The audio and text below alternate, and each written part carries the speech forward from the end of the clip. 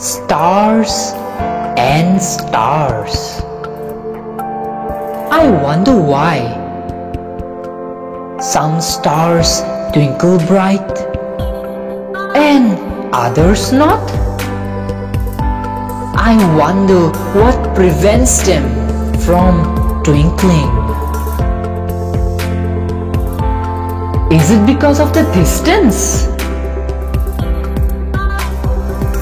If yes is what he says, then I ask him, who do I equate it so that all stars shine equally bright? Who do I equate it so that all stars shine equally bright?